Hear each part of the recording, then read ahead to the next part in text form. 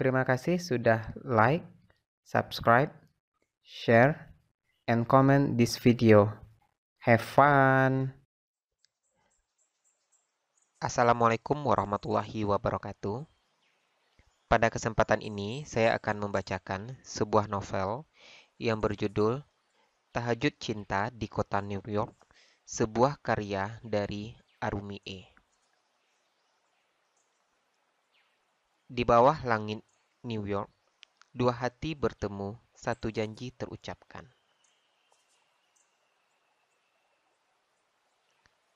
Manhattan Whisper. Seruan lega diembuskan seorang gadis berkerudung panjang biru muda yang baru saja masuk ke kantin kampus. Berjalan terlalu cepat dari gedung kuliahnya hingga ke kantin ini membuat nafasnya terengah-engah.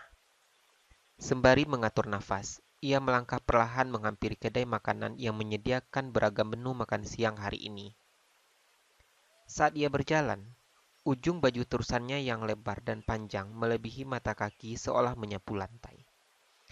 Ia mencangklong tas besar di pundak kanannya dan mengapit dua buku tebal di lengan kirinya.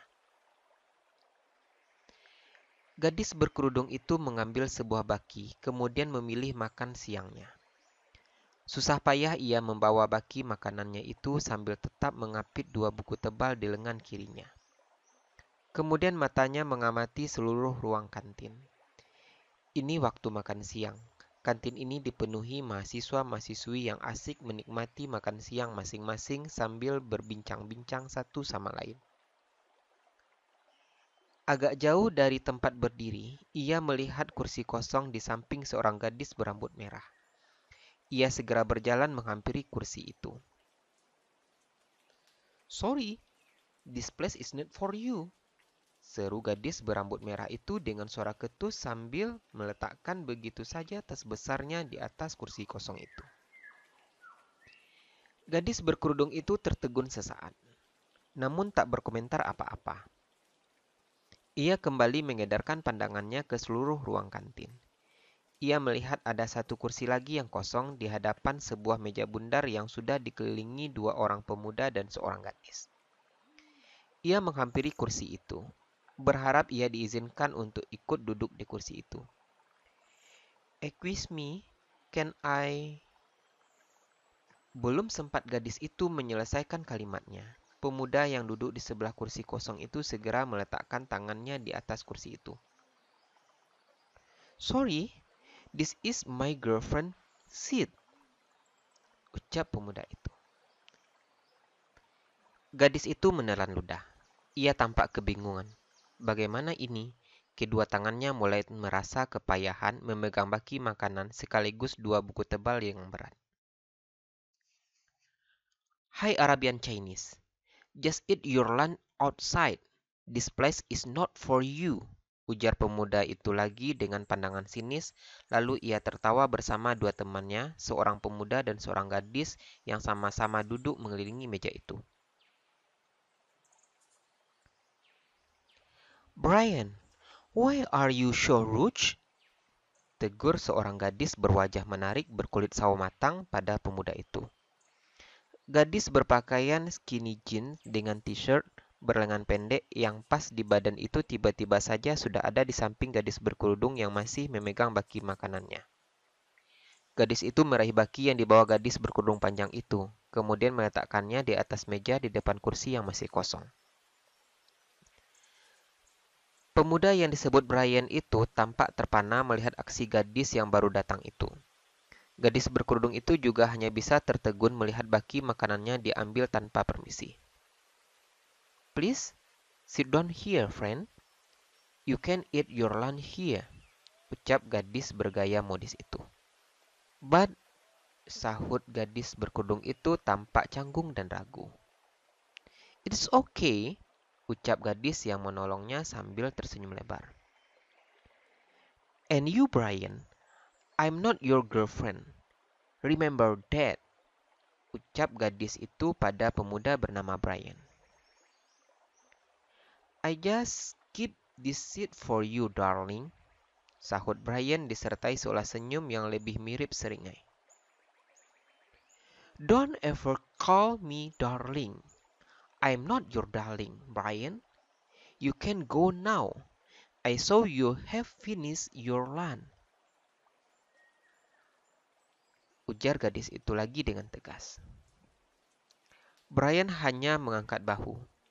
Sementara dua temannya yang masih duduk di hadapan mereka itu malah menertawainya. Temannya gadis berwajah India bangkit dari duduknya. Okay, I'm done here. Bye, Dara. Enjoy your lunch with your new friend. Ucap gadis berwajah India itu terdengar seperti sindiran. Gadis yang disebut Dara itu tak peduli dengan sindiran halus itu, ia hanya mengangguk. See you around, Safira and Jameson, sahut Dara sambil bersikap sopan membalas ucapan temannya, gadis keturunan India itu dan kekasihnya Jameson, seorang pemuda Afro-Amerika, sementara Brian enggan ia sapa. Brian membuka mulutnya tanpa ingin bicara sesuatu.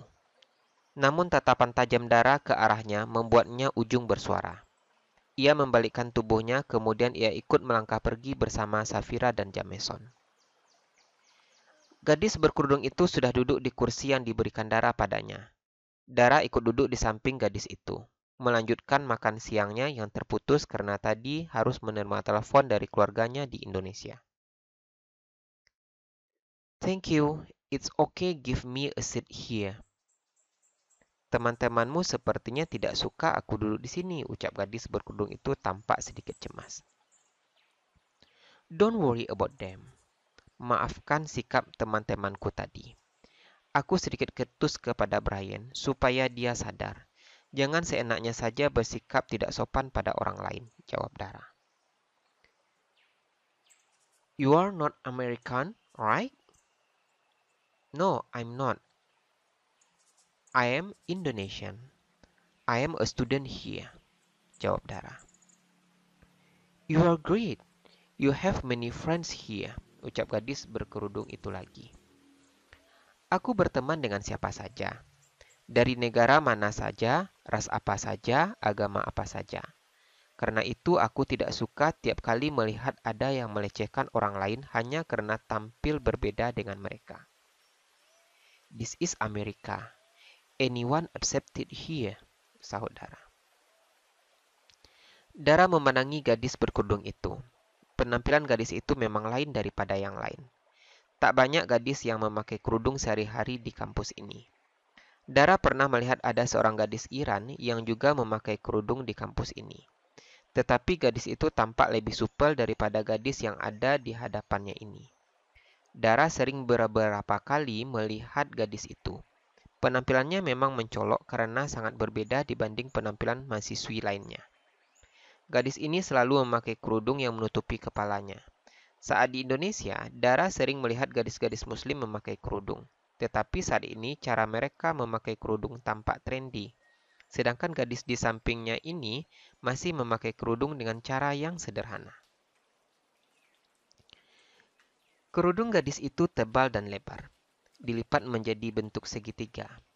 Ia pasang simetris menutupi rambutnya, lalu hanya diberi peniti tepat di tengah dagunya dan sebuah bros berbentuk bunga dipasang untuk merapatkan sisi kanan dan kiri kerudungnya itu. Kerudung itu menutupi bahu, dada, dan punggungnya. Pakaiannya berupa baju terusan dengan panjang melebihi mata kakinya.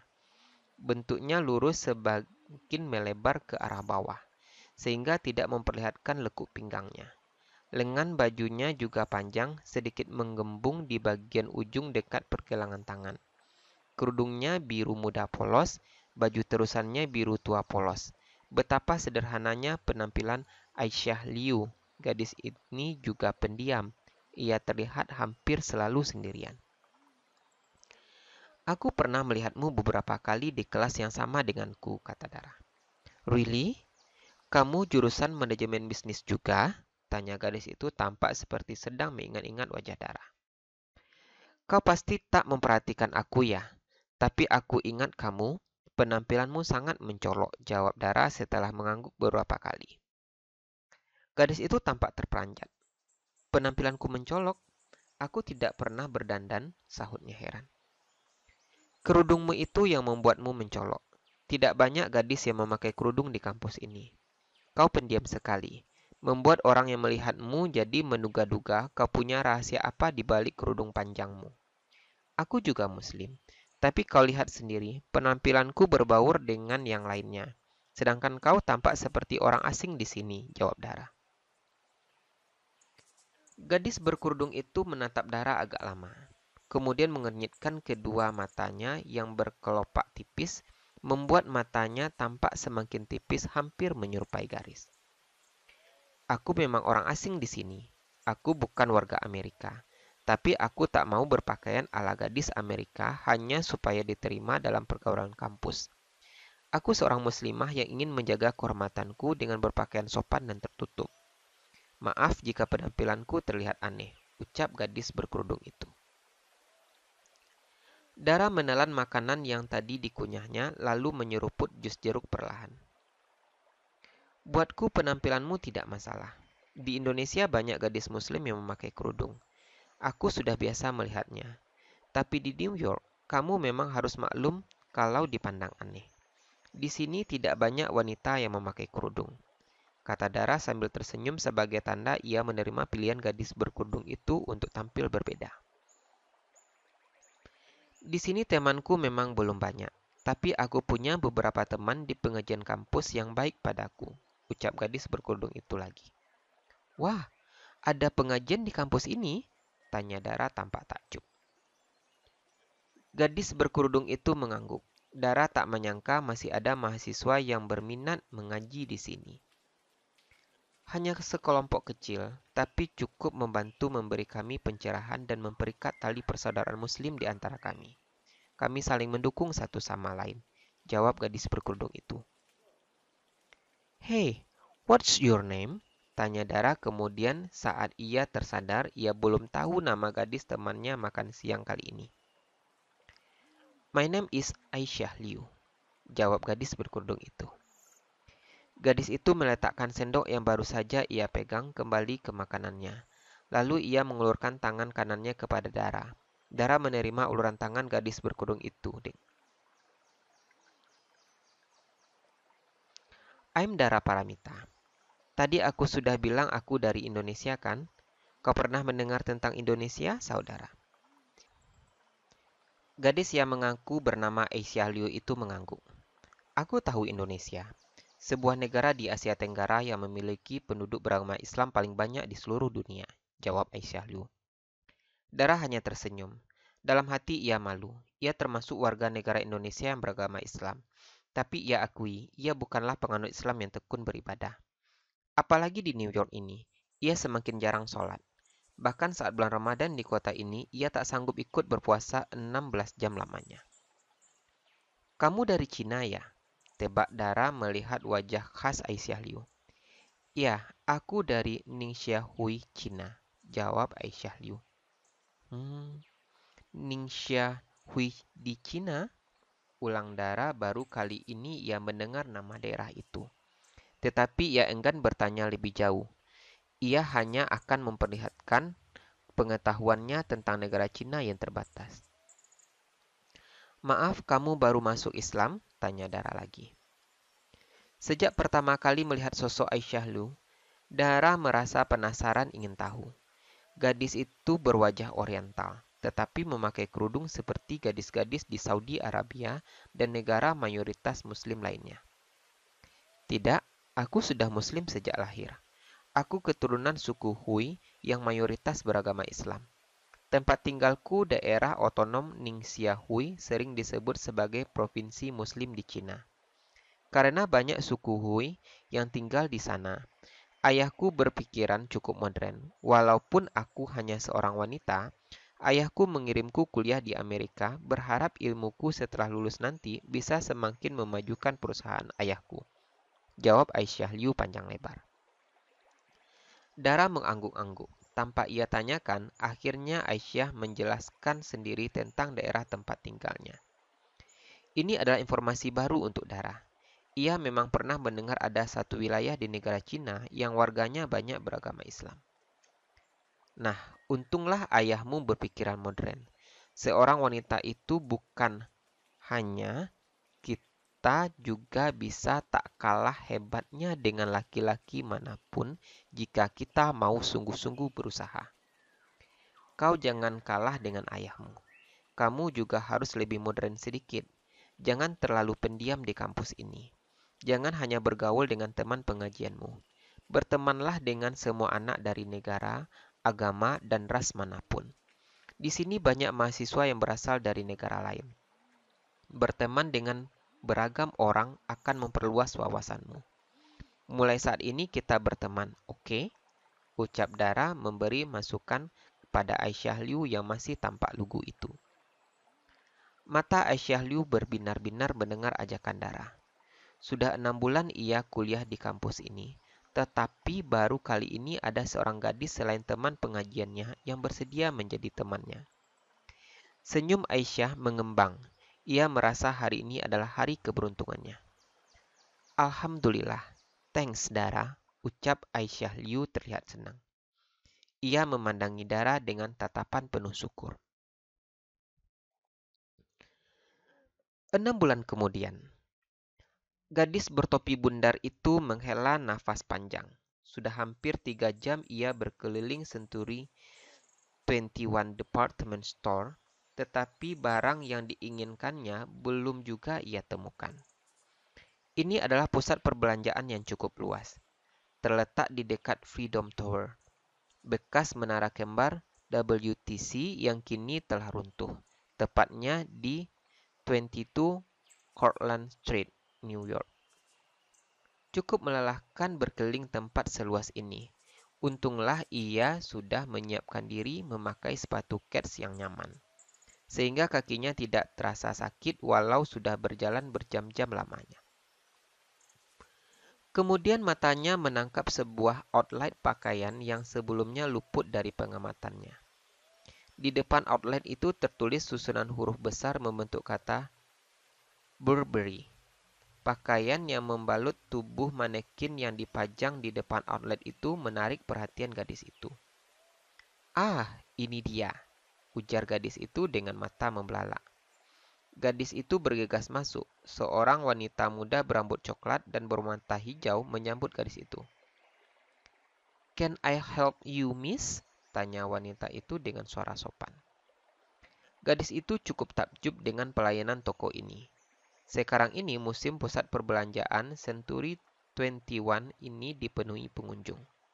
Banyak orang yang memburu pakaian dan segala keperluan untuk musim panas dan sisa-sisa model pakaian musim semi yang didiskon besar-besaran.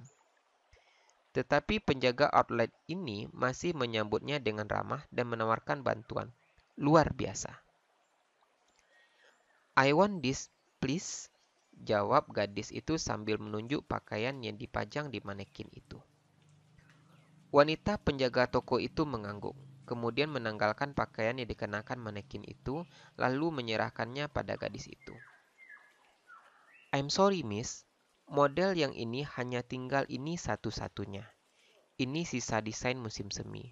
Sudah ada desain terbaru untuk musim panas jika Nona tertarik," kata wanita itu. "It's okay.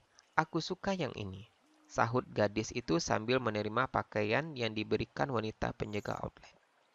Lalu segera masuk ke kamar pas yang tersedia dan mencoba pakaian yang akan dibelinya itu.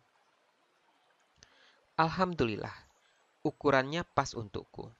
Sedikit longgar tetapi justru bagus," gumam gadis itu saat ia menatap bayangan tubuhnya di cermin dalam kamar pas. Pakaian itu berupa blus berbahan katun yang nyaman dan sebuah rok lebar yang panjangnya semata kaki. Gadis itu tersenyum puas. Senyum paling bahagia yang pernah ia rasakan. Lebih bahagia daripada saat mendapat kabar diterima di jurusan manajemen bisnis Universitas Columbia setahun lalu. Menemukan barang yang dicarinya selama berjam-jam membuat perasaannya tak terjelaskan saking senangnya. Mungkin sama rasanya dengan saat menemukan harta karun. Benda yang dipegangnya ini adalah sebuah blus polos berwarna fuchsia lembut sepanjang paha, dengan lengan panjang sedikit menggembung di pergelangan tangan. Blus panjang berlengan panjang seperti ini mungkin akan mudah ia temukan di pasar Tanah Abang, Jakarta, jauh dari tempatnya berada ini. Tetapi, mencari pakaian atasan serba panjang dan tertutup seperti ini di kota New York saat musim panas bukanlah pekerjaan mudah. Di musim yang penuh sinar matahari seperti sekarang ini, orang-orang lebih suka memakai pakaian yang serba terbuka, pakaian yang berlengan pendek, bahkan kebanyakan tanpa lengan. Kalaupun ada yang berlengan panjang, bagian punggungnya terbuka atau berleher sangat rendah, terbuat dari bahan tipis sehingga menerawangkan bentuk tubuh. Harganya juga tidak terlalu mahal setelah didiskon 50%. Alhamdulillah, gumamnya lagi. Gadis itu merasa sangat beruntung. Ia juga membeli 2 potong scarf.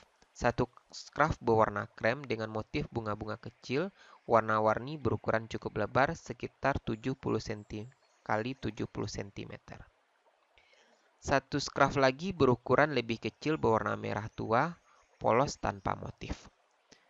Untuk hari ini cukup segini dulu, ucapnya dalam hati.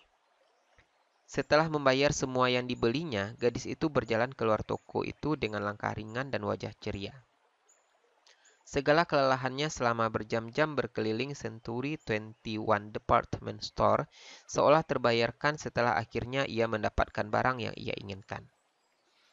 Gadis itu bergegas melanjutkan persinggahannya menuju Central Park. Di sanalah ia berjanji bertemu dengan seseorang tepat pukul 5 sore. Dan itu tinggal 20 menit lagi. Ia tak ingin terlambat. Ia sudah tak sabar ingin menyampaikan kabar gembira ini pada seseorang yang telah memberinya inspirasi selama 6 bulan ini. Seseorang yang telah membuatnya berani dan yakin berubah menjadi pribadi baru yang seolah terlahir kembali.